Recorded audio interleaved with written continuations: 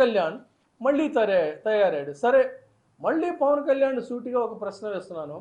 నువ్వు ఏ చంద్రబాబు నాయుడు గారితో అయితే అంటకాగి అభివృద్ధి చేస్తానని చెప్పి అంటున్నావో, నీకు ఒకవేళ మతిమరుపు వచ్చిందో లేదా పచ్చి అవకాశవాదివి కాబట్టి మాట్లాడుతున్నావో తెలియదు, కానీ గతంలో నువ్వే ఒక దశలో చంద్రబాబు నాయుడు గారు, లోకేష్ ఈ రాష్ట్రాన్ని అడ్డగోలుగా దోచుకుంటున్నారని మాట్లాడిన మాటలో నీకు గుర్తు లేకపోతే యూట్యూబ్లో నువ్వు పూనకాలతో ఉగ్ర ఉపన్యాసాలు చేసినటువంటి ఉపన్యాసాలు ఇప్పటికీ కూడా పదిలంగా ఉన్నాయి. ఒకసారి చూసుకుంటే అప్పుడు నీకు తెలుస్తుంది. కాబట్టి పరిపాలన అంటే ప్రజా సంక్షేమం, ది వెల్ఫేర్ స్టేట్. ప్రజాస్వామ్యంలో అంబేద్కర్ చెప్పింది ఏంటంటే, లేదు ఎవరైనా ప్రధానంగా ఏంటంటే వెల్ఫేర్ స్టేట్, సంక్షేమ రాజ్యం. ఈ దేశానికి స్వాతంత్రం వచ్చింది దశాబ్దాలు అవుతుంటే, ఈ రోజున ఆంధ్రప్రదేశ్లో బడుగు జీవులకి సొంత ఇళ్ళు ఏర్పాటు చేసుకుంటున్నారు, వాళ్ళ పిల్లల్ని అద్భుతంగా చదివించుకుంటున్నారు, వాళ్ళు సైతం ఇవాళ చాలా సంతోషంగా ఉంటున్నారు.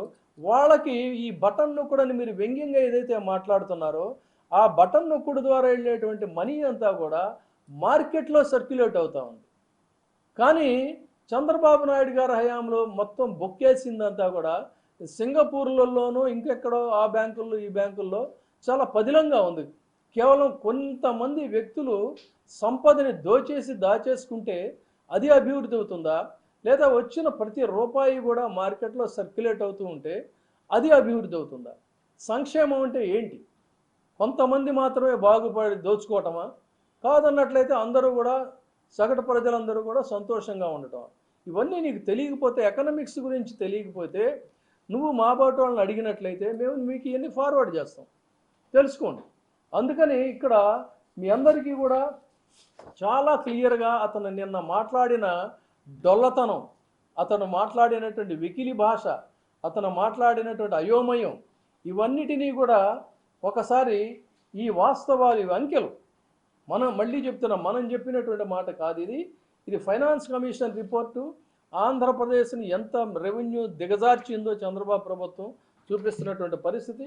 అదేవిధంగా ఏ విధంగా అయితే దీన్ని అప్పుల కుప్పగా ఈ రాష్ట్రాన్ని మార్చేసి మొత్తం కన్స్ట్రక్షన్స్ పేరుతో ఎక్కడ పడితే అక్కడ చీప్ కన్స్ట్రక్షన్, మీ అందరికీ కూడా తెలుసు, తాత్కాలిక సచివాలయం కొట్టి అది ఎన్ని రకాల మరకలతో, ఎన్ని బీట్లతో పాడుపడిన దెయ్యాల కొంపలాగా, దెయ్యాల కోటలాగా ఉంటుందో మీకు తెలుసు. అంతా తినేసేసాడు. దాన్ని అభివృద్ధి అని చెప్పి అంటున్నాడు. దానికి సంబంధించినటువంటిది కూడా ఉంది.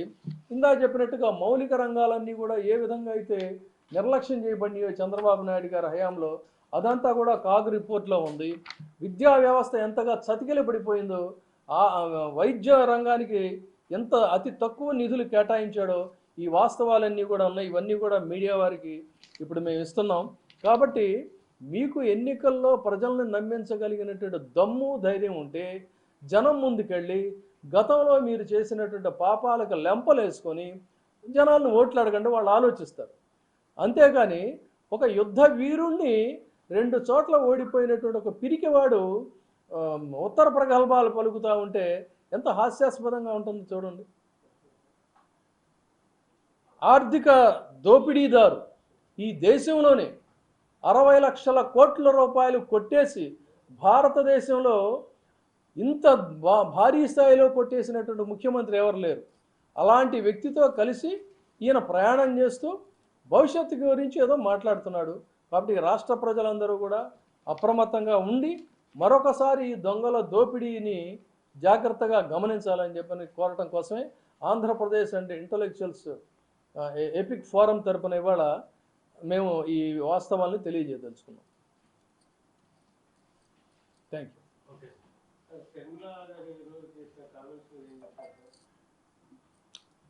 ఆవిడ గురించి చెప్పాలంటే, బైబిల్ పరిభాషలో చెప్పాలంటే, షర్మిల గారు ఒక దారి తప్పిన గొర్రెపిల్ల.